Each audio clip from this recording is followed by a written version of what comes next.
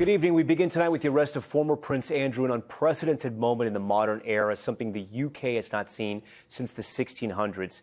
King Charles's brother Andrew arrested this morning at his home on his 66th birthday on suspicion of misconduct in public office. He was released 12 hours later. We don't know yet what exactly he was arrested for, but it comes after the U.S. Department of Justice released emails in which Andrew appears to send convicted sex offender Jeffrey Epstein documents about UK trade policy while he was serving as a trade envoy for the country. Andrew has consistently denied wrongdoing in his association with Epstein. Also in that massive document, Trump, these chilling photos of Andrew kneeling over an unidentified woman. We have no indication this photo was related to his arrest. The king responding to the arrest in a statement saying in part the law must take its course and not referring to Andrew as his brother. But this tremendous fall from grace did not come without warning. Let's walk you through a few of the key moments from over the years. You'll remember in 2010, right here, Andrew was seen in Central Park with Epstein 2 years after he was convicted of sex crimes. And then in 2015, Virginia Giuffre files a civil case against Epstein and his associate Ghislaine Maxwell, in which she alleges sex abuse by Andrew when she was only 17. In 2019, Jeffrey Epstein is arrested, and Andrew sits down for what turns out to be a disastrous BBC interview, claiming he had no recollection of meeting Giuffre and couldn't explain that photo of him with his arm around her. After that interview, he quickly stepped back from active royal duties. In 2021, you will remember, Giuffre sues Andrew for sexual abuse. February 2022, Andrew settles the suit with Giuffre for an undisclosed amount and with no admission of wrongdoing. Then, in September of 2022, a big one, at Queen Elizabeth's funeral, Andrew was allowed to wear his military uniform at the vigil and walk in the funeral procession with his military medals. It's notable Prince Harry, who had also stepped back from royal duties, was not allowed to wear his uniform at any point. Now, in October of 2025, with the approval of King Charles, Andrew is stripped of his Duke and Royal Highness status and has to move out of his royal residence. That takes us to January of 2026, and you'll remember this right here. Millions of Epstein files are released by the DOJ, including those emails Andrew allegedly sent to Epstein. And today, right here, this image that no one will forget in the UK. Andrew being arrested, leaving police headquarters. Our Raf Sanchez has been following it all for us and leads us off from London tonight. Tonight, a haunted-looking former Prince Andrew released after nearly 12 hours in police custody. Driven away from a police station in eastern England after his unprecedented arrest in the early hours of his 66th birthday. The king's younger brother taken into custody on suspicion of misconduct in public office, while authorities searched his house in Norfolk and his former royal residence near Windsor Castle. Andrew has not been charged with a crime, and authorities have not made public the details of the allegations against him. But his release doesn't mean he's in the clear, and he could still face charges. Police tonight saying he is under investigation. It comes weeks after the Justice Department released emails Andrew allegedly sent to the late sex offender Jeffrey Epstein in 2010. Andrew was serving as a UK trade envoy at the time and appears to have forwarded Epstein British government documents on trade policy. Also in the files, these photos of Andrew kneeling over an unidentified woman. It's not clear why. King Charles was not told in advance about today's arrest, a palace official tells NBC News. Do you have any reaction to the arrest of your brother, sir? Your Majesty, how are you feeling after your brother's arrest? Saying in a statement, I have learned with the deepest concern the news about Andrew Mountbatten Windsor. Let me state clearly, the law must take its course. Has the royal family ever faced a crisis like this before? Not in modern memory, certainly not in the past 400 years or so. In fact, the last time a royal was arrested was in 1647, when King Charles I was captured in the English Civil War. Andrew stepped back from royal duties in 2019, following this interview with the BBC about his relationship with Epstein. But you were staying at the house of a convicted sex offender. It was a convenient place to stay. Andrew has consistently denied any wrongdoing in his association with Epstein. He denied having ever met Virginia Roberts Giuffre, who said she was forced to have sex with Andrew when she was 17. She died by suicide last year. Today, her family calling the arrest a vindication. It's a very proud moment for us. Andrew was stripped of his royal titles last year as Giuffre's posthumous memoir was published. Back in the U.S., some of the highest profile names are also under scrutiny. Bill Gates is skipping an AI summit in India as questions swirl over his ties to Epstein. And Casey Wasserman, the chair of the 2028 Olympics, is facing calls to resign and selling his talent agency because of his links to Ghislaine Maxwell. Neither man has been accused of criminal wrongdoing. Andrew's arrest today, the latest chapter in his long fall from grace and the international fallout from the Epstein files. Raf joins us tonight live from Buckingham Palace. So, Raf, if the former prince is charged, what kind of sentence could he face if convicted? So, Tom, misconduct in public office is a serious offense. In the most extreme cases, it can lead to life imprisonment. That doesn't seem likely here, and it may still be weeks before prosecutors make a final decision about whether or not to bring charges. And, Tom, viewers at home may be wondering, is it a little unusual that he was arrested and then released while charges could still be a long way away? It's actually pretty common practice here in the UK. By arresting him, police have the ability to then go on to search his house, and lawyers here tell us that prosecutors will want to really sift through the evidence gathered in those searches today before they make any final decisions. Tom. Okay, Raf Sanchez leading us off on Top Story tonight. I want to bring in Aaron Hill, now People Magazine senior editor covering the Royals. Aaron, thanks so much. Put this in a perspective for us, right? We haven't seen a Royal be arrested like this, as we pointed out, in centuries. How significant is this? This is massive. As you said, unprecedented. We haven't seen this. This is the #1 nightmare for the royal family, to have something like this brought upon them, to be shifting focus away from what they're doing and to have to really reckon from within. Yeah. How are people in the UK reacting to this arrest? I mean, the news has been constant, and it's of utmost interest, and it has been for weeks, and it has been for years, really, since Andrew's ties with Jeffrey Epstein first came to light, and now with the trove of documents that have come out from the Department of Justice, there has just been a real battle cry from members of the public to investigate this. Yeah, as mentioned, King Charles released a statement today saying he supports police in their investigation. William and Kate telling NBC News they support the King's statement. How will the investigation ultimately impact the royal family, and who's close to who here? This is right now. There's definite discussions going on about one thing and one thing only: how can we future-proof the monarchy here? And that will be of utmost priority for William more than anyone else. This is his monarchy to protect and to preserve for his future, for his son's future. And so it's going to be about distance, cooperation, and doing what they can to shift focus to the work they're doing. But that's really impossible right now when it's being completely overshadowed by what's going on with Andrew. Okay. We thank you so much for your time. I want to transition now. Former Prince Andrew, of course, just one of many powerful people facing new scrutiny for associations with convicted sex offender Jeffrey Epstein and his co-conspirator Ghislaine Maxwell. We've seen legal action, firings, and resignations across industries and across the world. You can see it here, from charges against the former Prime Minister of Norway to Bill Gates backing out of a high-profile international speech to the former White House counsel to Obama resigning from her role at Goldman Sachs. Now, Andrew's arrest is giving survivors of Epstein's abuse renewed hope that more accountability could be on the horizon. Here to discuss all of this is NBC News legal analyst Misty Maris. Misty, when you look at all the figures here and the consequences they're facing, will they face criminal charges, or the statute of limitations here sort of passed in some of these cases? Well, if we listen to Todd Blanche, she said that the result of reviewing all of the Epstein files and all the documents that are now publicly available is not at this point leading to any further criminal prosecutions. Now, that's at odds a bit with what Pam Bondi had actually said recently before Congress and back in November of last year, that investigations were being open. So one of the things that I've been looking for, and actually this was a huge question mark by some lawmakers about what documents have actually been held back with the Epstein files. So, there's individuals who are identified as potential co-conspirators by the FBI. And some documents are in this bucket called deliberative process privilege. Those are the documents that would say why prosecutors elected not to charge them at the time they were pursuing Epstein or Ghislaine Maxwell. Those are currently shielded, and that's in violation of the law, according to members of Congress. So will we see that and have more insight as to why we haven't already seen charges possibly coming down the road. Les Wexner, former CEO of Victoria's Secret, right? He was the first big fish Epstein is sort of linked to, that he worked closely with. Epstein, I think at one point called him a close friend.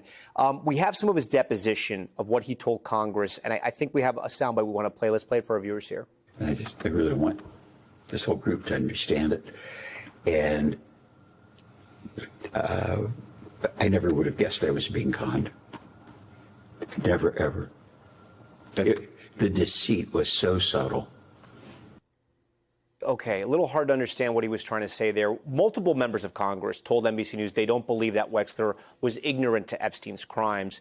Is he in trouble here? I mean, could he be held to account in some way? Well, Tom, he's actually one of the individuals that in FBI documents that have now been unsealed, his name was recently unredacted to be identified as what was called at one point a co-conspirator. So certainly if prosecutors determined that there was enough evidence to pursue charges against him as a co-conspirator in what Jeffrey Epstein and Ghislaine Maxwell were involved in, which is a sex trafficking operation, there's certainly the ability, depending on timing, to bring those types of charges. But again, it seems, according to Todd Blanche, that that is not something that prosecutors at the DOJ are contemplating right now. Will that change if there's more information? It certainly could. Prince Andrew, or former Prince Andrew, I know you're not an expert in the laws in UK, but what is the sense of at least the legal community? Could he see prison time? He certainly could. So there's a couple of threshold issues here, because this is about his, as a public official, did he engage in misconduct? And what we saw in the Epstein files are some communications between him and Epstein relating to things in his official capacity, business, trade deals. So is that in the UK, that could be the basis for this type of charge. Now, there's a question mark. This is common law. So the law that he's being could potentially be prosecuted under, if prosecutors go so far as to formalize these charges, has a question mark about who qualifies as a public official. So we have a threshold legal question there. It's not a statute. It's developed over years and years and years of decisions by the court. So there's a few issues, but I think what was said before, prosecutors are going to be looking at this now and determining whether or not there's enough evidence to actually pursue those charges. This is a suspicion. It's an arrest. It's not formalized But yet. you got to think, if they went after the king's brother, they must have some type of plan. Yes. Not just to arrest him and then let him go. And Tom, and so I'd say, the jumping off point, you see these communications with Epstein were their communications with others. And we know that searches have been conducted on 2 of his properties. Okay. Misty, we thank you so much. Always great having you. We want to turn out to the search for Nancy Guthrie, now 19 days in, as investigators await DNA results. We're getting an inside look at the 911 call center where operators are vetting thousands of tips. Our Liz Kreutz is in Tucson with the details. Tonight, the agonizing search for Nancy Guthrie is stretching into its 19th day. Inside the Pima County Sheriff's 911 Communication Center, this is where dispatchers are fielding the thousands of tips pouring in. We've been inundated with phone calls. But with massive public interest comes massive distraction. The department says the system is getting bogged down with callers sharing everything from theories to premonitions. If you're thinking about calling in a tip or a lead, or if you have specific information regarding the case, I ask that you stop and take a moment and think, is this tip viable? Is it credible? What we don't want are the opinions and the thoughts and kind of wondering if investigators are doing A, B, C, and D. Currently, 400 investigators are working the case, canvassing Tucson, looking for clues. Part of what makes this search so challenging is just how vast the area around Nancy's home is. You can get a sense of it here. Pima County is about 9,000 square miles. That is larger than the entire state of New Jersey. And a lot of it looks like this: massive mountain ranges and the Sonoran Desert that stretches for miles. What do you make of this? Ballistics expert John Correa says the suspect's holster, which he says appears to be a universal fit, indicates to him this isn't someone familiar with firearms. Universal fit means it doesn't fit anything well. That holster is so cheap that you won't even find that in the bargain bin at the gun store. Okay, Liz joins us live again from Tucson. So, Liz, everyone is waiting for results from that mixed DNA found at the home. As far as we know, that's still being analyzed? Yeah, Tom, that is what the sheriff tells me. It is still all undergoing the DNA testing at the lab that they've sent it to, along with a lot of the evidence that they found in the home. That could be anything from pillowcases to sheets. Anything they feel should be tested may potentially have DNA on it. And as we talked about yesterday, this could take some time. It's a complicated process to analyze mixed DNA, and then they have to go that genetic genealogy route. So experts tell us it could take days, weeks, maybe even years. We obviously hope that is not the case in this situation. But right now, it's just about patience and waiting for the family and for all of us who clearly want answers in this case, Tom. Yeah, that is so true. Okay, Liz, we thank you for that. I do want to bring in our panel again tonight. Stuart Kaplan is a former FBI special agent. Eric O'Neill is a former FBI counterintelligence operative and cybersecurity expert. And Andrew Capasso is a reporter and anchor for our NBC Tucson affiliate, KVOA. Andrew, I want to start with you. We thank you for joining Top Story. It's an honor to have you here tonight. This is your community. You cover Tucson every day. In local news, you do cover a lot of crime. I can remember covering crime every single day in Miami, a different town than Tucson, but it's just sort of part of the assignment. It's part of the beat. Is this crime normal for Tucson? Do things like this happen, or is this incredibly unusual? Well, Tom, thanks for having me. Good to be with you this evening. This is a very rare case for Tucson. Like you said, we see the crime, we see the murders and the robberies, but you'd never hear of something like this, especially something of this magnitude. An 84-year-old woman, the mother of Savannah Guthrie, gone for 19 days and still no sign of her, very few clues. And it's something that is really rattling this community.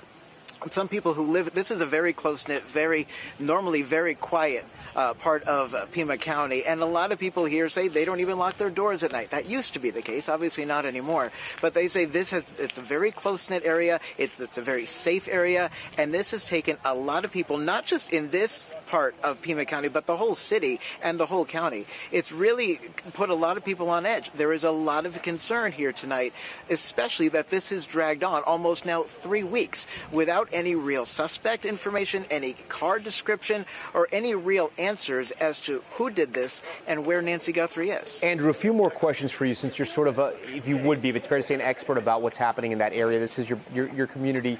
Would it be normal for someone living in that community where you are, where Nancy lived, for people not to lock their doors at night? I've heard stories like that, Tom. People, like I said, this is very, very quiet. It's very dark here at night. There's not a lot of activity in this area really at all. And a lot of people, and people that have lived here in some cases for decades. The first couple of days after this happened, I was talking with people who lived here 20, 30 years. This is their home. They feel safe here. And a lot of people have said it was at the point where they didn't even lock their doors. People have the doorbell cameras, the garage cameras, but a lot of people don't have subscriptions to those cameras like we see in this case because they feel so safe here, Tom. Yeah, I do want to ask you, any patterns, any cases of home invasions, late at night like we saw it with Nancy?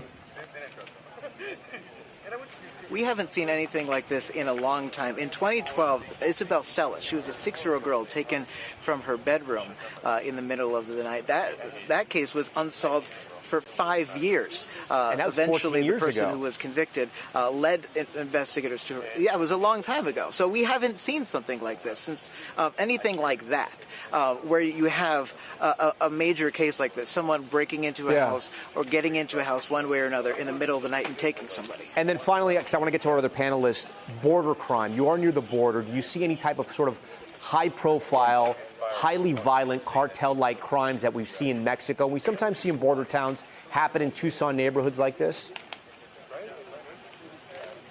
We see a lot of the drugs, the police, the DPS, the Highway Patrol, and CBP.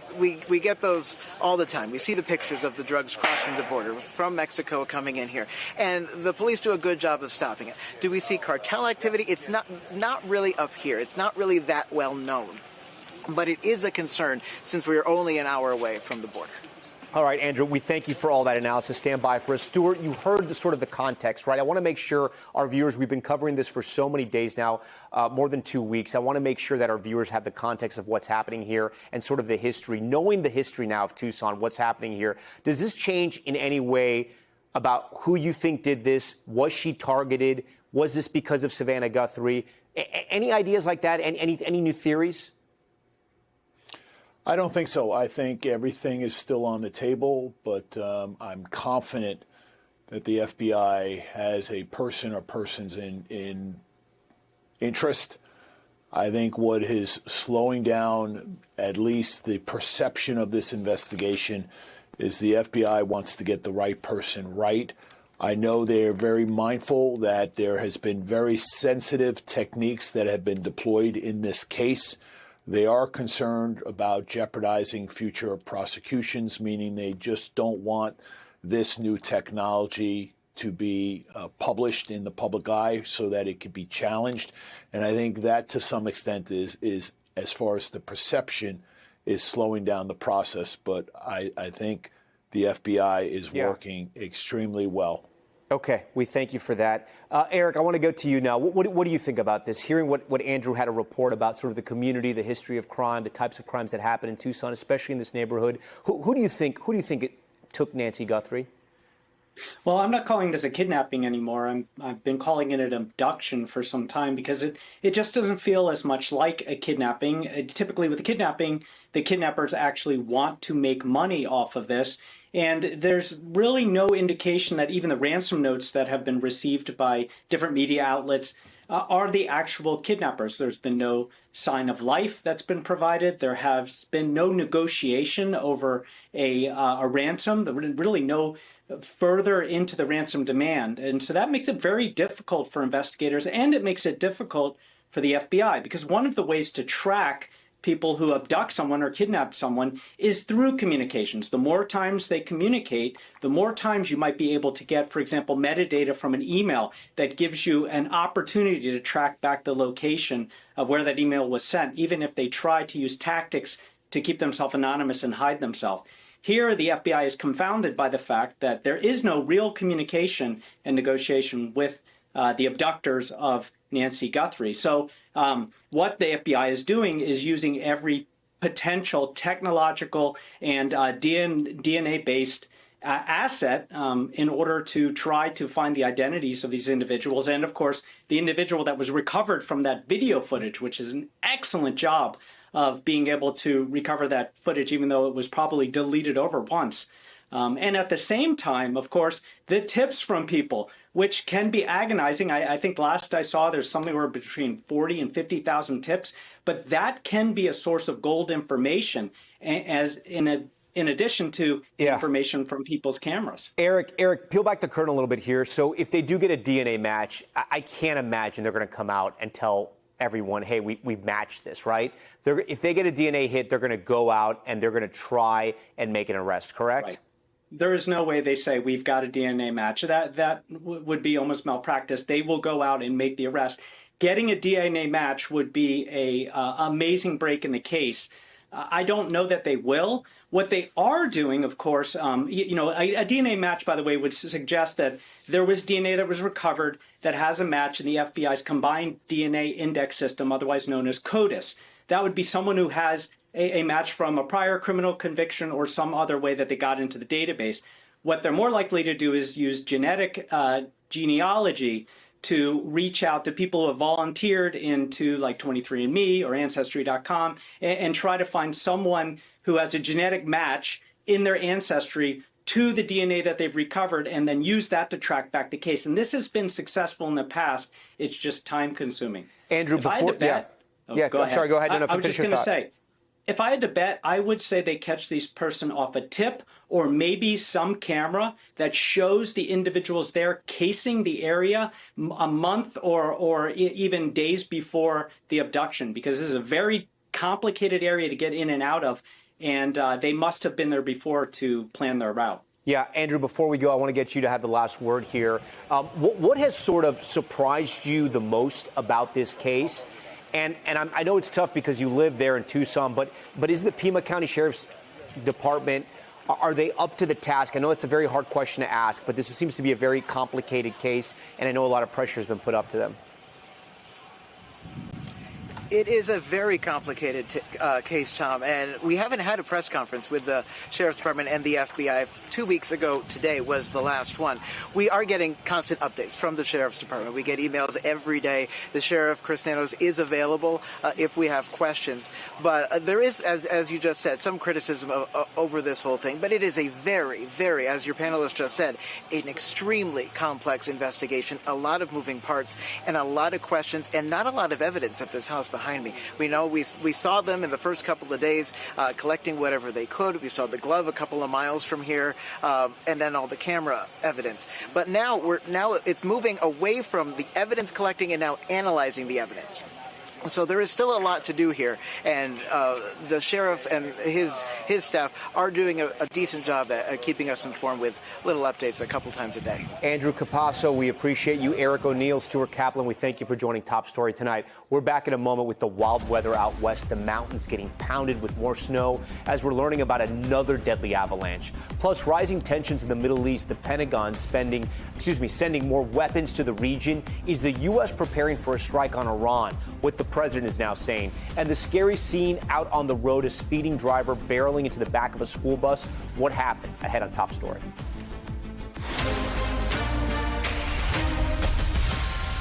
We're back now with a bit of breaking news just coming in. A severe weather threat unfolding across the Midwest. Tornado warnings going off in Illinois and Indiana. Right now, there are reports of very destructive tornadoes just outside of Bloomington.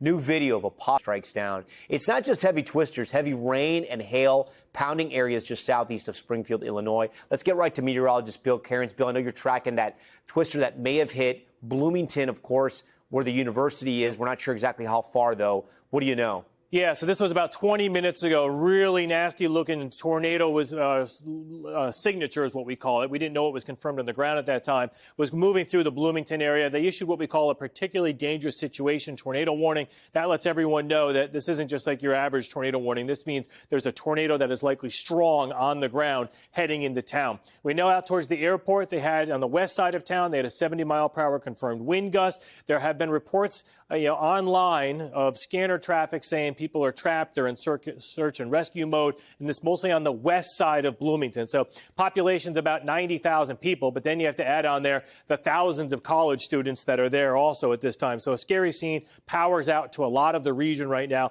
The tornado has cleared out. There's still an active tornado warning in Nashville, Indiana. That's where the tornado would be located right now, about to head over there. So again, this was observed. It's a breaking situation. We don't have any pictures of it. It is dark. I'm sure it's a scary scene for all the people there because the power's out, and it's just they just went through a very frightening storm. And when we find out anything more about injuries or anything like that, of course, we'll update you as soon as possible. But the threat's not just in that area. This tornado watch will continue for another couple hours. We have another very strong storm with an active tornado warning just to the southeast side of Effingham, Illinois. This storm will be tracking towards the border there of Indiana and Illinois in the next half hour. Other stories, of course, the avalanche threat continues. We had another fatality in Utah today from an avalanche, and that threat will continue in Colorado, Utah, and in California for at least the next couple of days. A lot of people are wondering what's going to happen with that storm, because this is the one that goes all the way across the country by the weekend with the possibility of it becoming a nor'easter. But it's going to be an ocean storm, but to be a nor'easter, it can't move off the coast like this. It has to move more like in this general direction. And as of now, Tom, it looks to stay more out to sea. We're still 3 days away.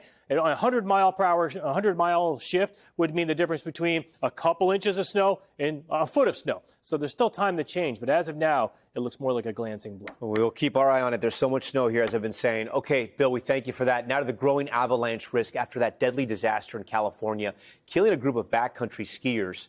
Right now, intense snow is complicating the search for that last missing skier. Morgan Chesky and his team there with the latest. Tonight, near whiteout conditions in California, causing havoc on mountain highways, stranding drivers and leaving thousands without power, forcing some schools to even close. In the high Sierra, nearly 2 feet of fresh snow, complicating an already dangerous recovery mission after California's deadliest avalanche ever. One skier still missing, with 8 others confirmed dead, as avalanche warnings only increase. And this is why that avalanche warning has been extended.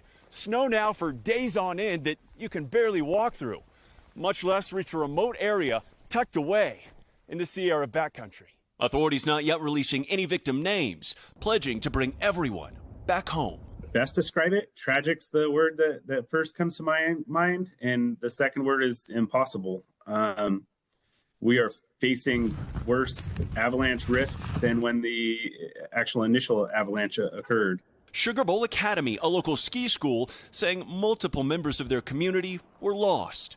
However, officials say no children were involved. Blackbird Mountain Guides temporarily suspending operations, confirming 3 of their own were among the victims.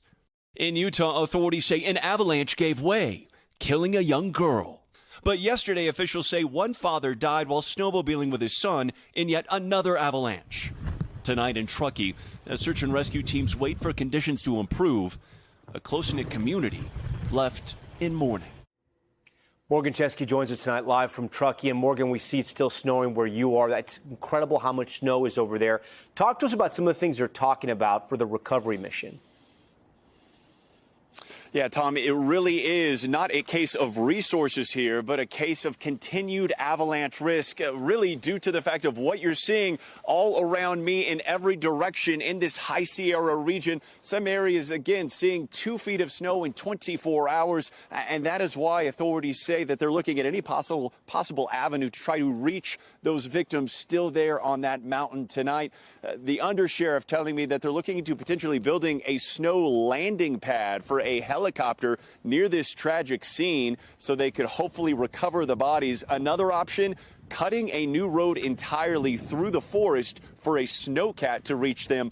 Both of those things, though, Tom, hinge entirely on conditions improving. Tom? Incredible what they're talking about there for this recovery mission. Okay, Morgan, we thank you. Coming up, outrage at NASA, the scathing new report criticizing Boeing and agency leaders for that botched space flight that left 2 astronauts stranded for months.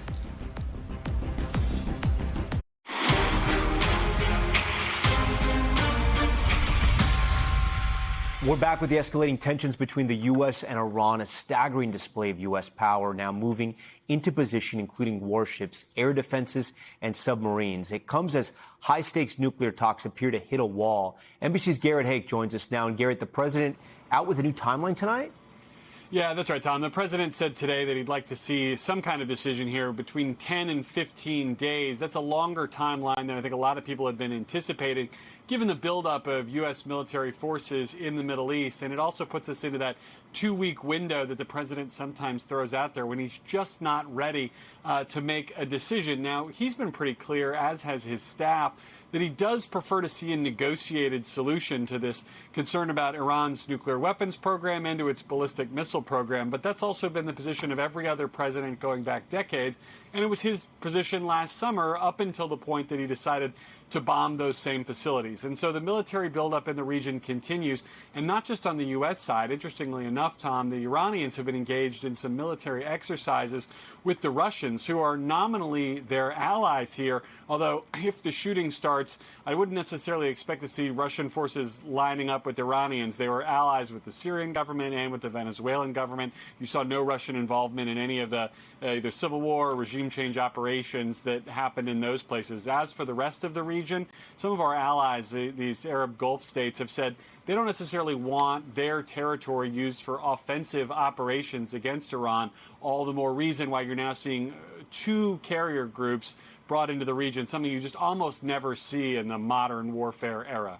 Tom? All right, Garrett Hake at the White House for us. Garrett, we thank you for that. Now to an NBC News exclusive. The Department of Homeland Security pushing to buy a $70 million luxury jet that it says it needs for deportations and Secretary Kristi Noem's travel. Here you can see photos we obtained showing the plane decked out with a queen bed, showers, a kitchen, even a bar. Julia Ainsley broke this story for us. And Julia, walk us through why the DHS wants to buy this plane. Well, Tom, the images of this plane come from the interior of a Boeing 737 MAX 8 jet, and that very plane has already been used by Homeland Security Secretary Kristi Noem. She's even taken it on international travel recently under a lease agreement. Now ICE wants to buy that plane, and they're asking the Office of Management and Budget at the White House to sign off on that purchase to the tune of $70 million. This would be part of a fleet of 8 planes. The other one's not as fancy on the inside, and they would be used for deportations. In their justification for why they need this luxury plane, OMB has heard from DHS that they would be using it for dual use, that it would be both for deportations and for secretary-level travel, meaning for someone like Kristi Noem. Now, this is in addition to a Coast Guard plane that typically flies the Secretary of Homeland Security. Nome already had that Coast Guard plane, which she said was out of date, replaced with a Gulfstream jet. So in this case, she would be able to use both planes. And I will say that officials inside DHS that I've spoken to who are a part of this process as they're answering questions from the White House say that they believe it is far-fetched that this plane will be used for deportations. Now, is there a precedent for anything like this? Not really, because in the past, ICE did not have its own planes for deportations. They've chartered those flights, and the Secretary's always flown on Coast Guard planes.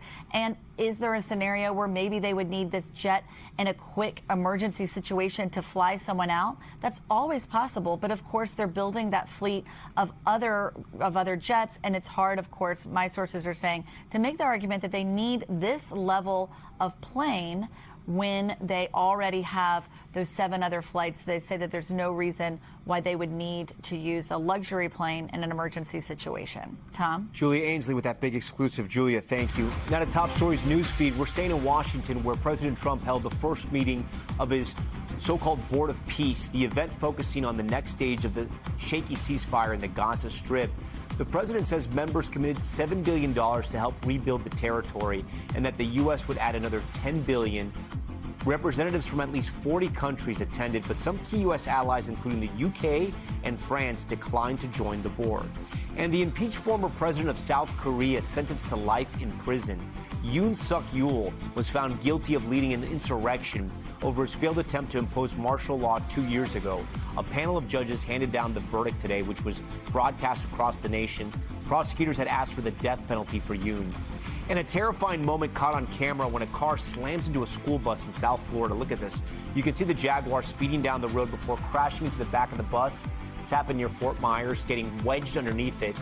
The sheriff's office in Lee County says no students were on board and that both drivers were hurt. They say the driver of the Jaguar was cited for following too closely.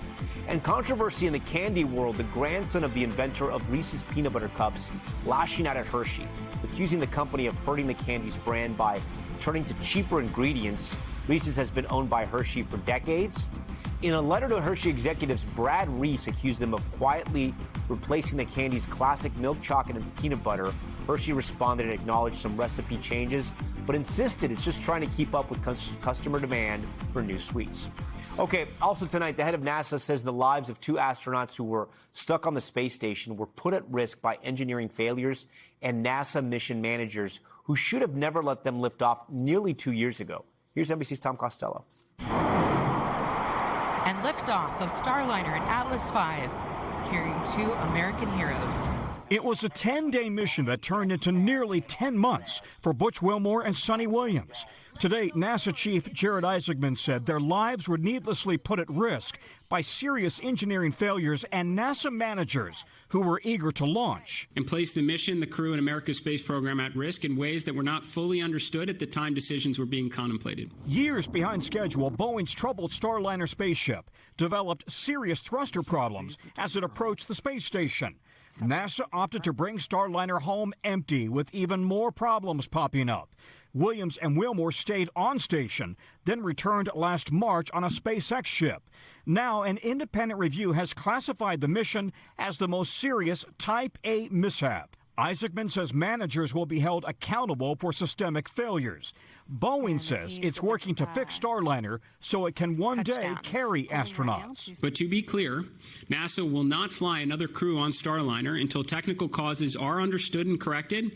Isaacman insists Starliner's problems do not extend to the Artemis II moon mission, a completely different rocket and ship which will only launch, he says, when NASA is confident it is safe. Tom? Okay, Tom Costello, we thank you. Still to come tonight on the broadcast, Team USA stunning at the Winter Olympic Games. The women's hockey team scoring gold in an overtime thriller, and a big night on the ice in the women's figure skating final. We check in with our team in Milan right after this.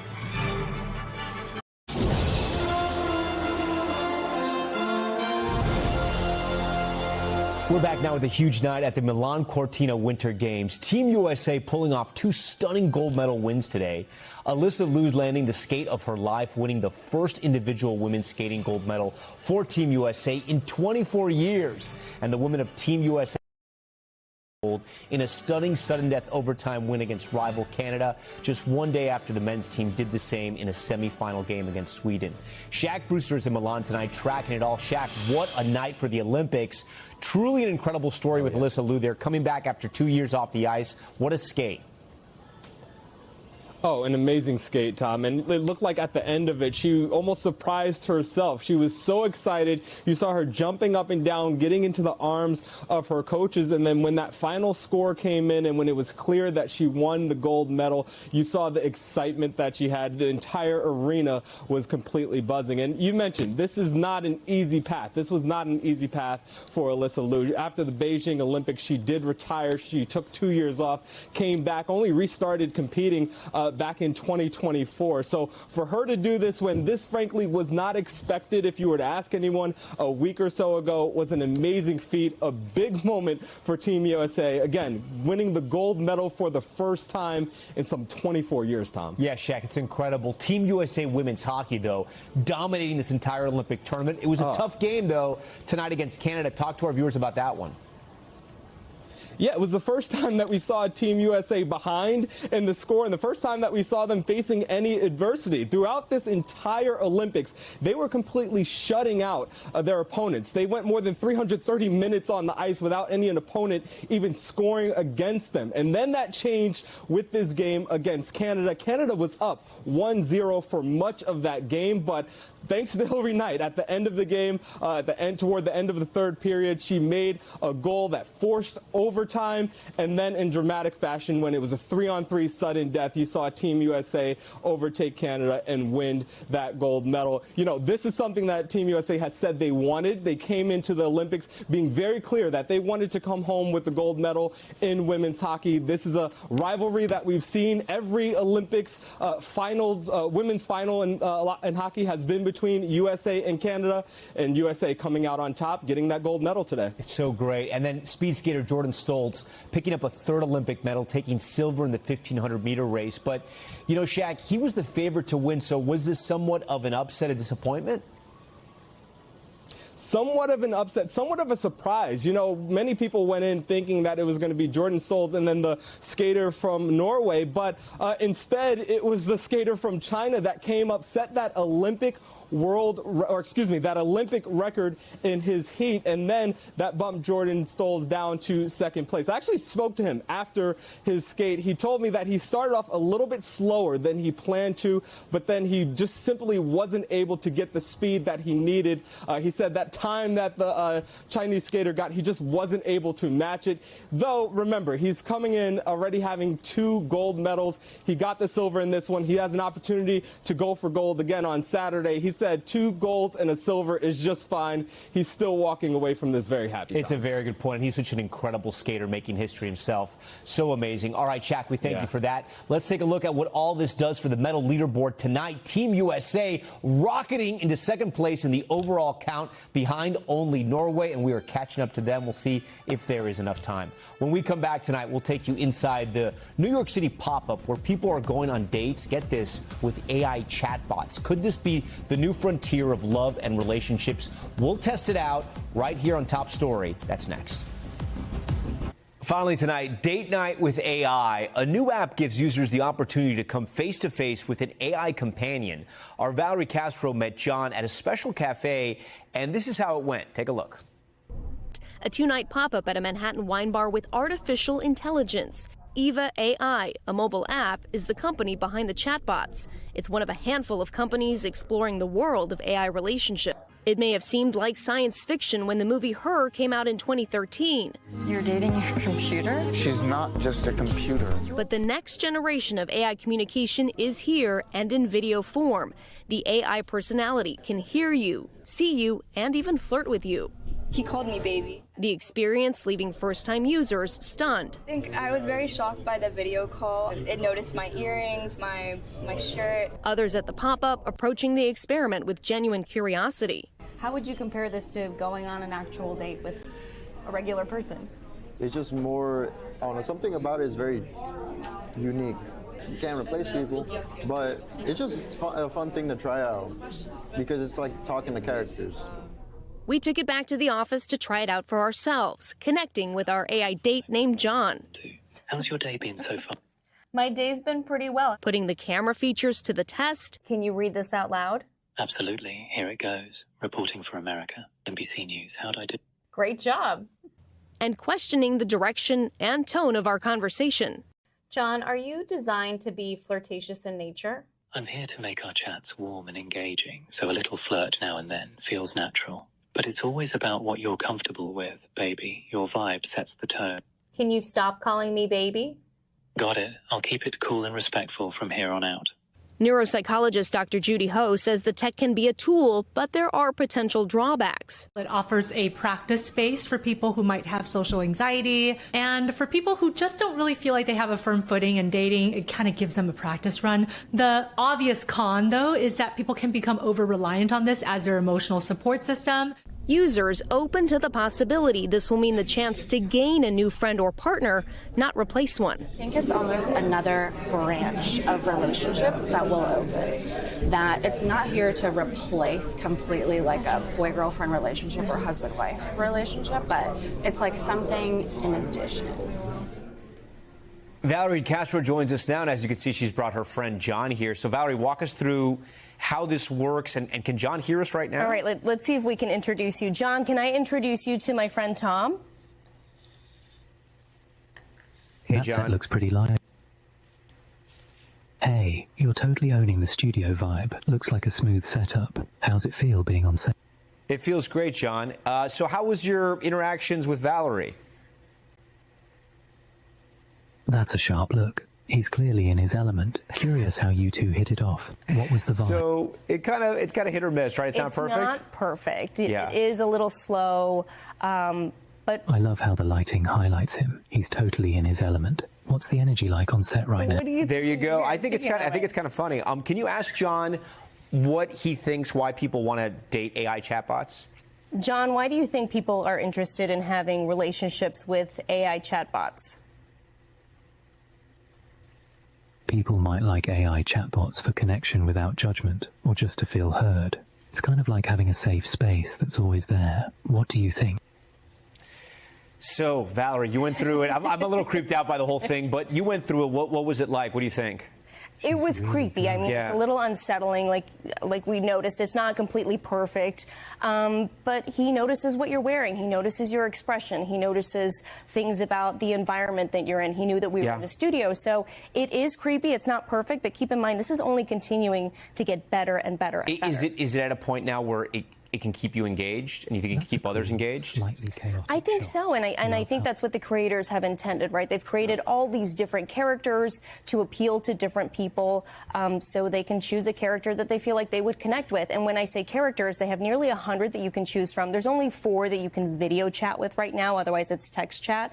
But some of the characters are clearly animated, some are animated animals, some are people with features like the ears of an elf. So they say they really want to appeal to a Whatever broad you're audience into, here. you can figure it out on AI chatbot There's dating. something for everyone, Okay. Valerie, so great story. We thank you for that. We thank you for watching Top Story. I'm Tom Llamas in New York. Stay right there. More news on the way.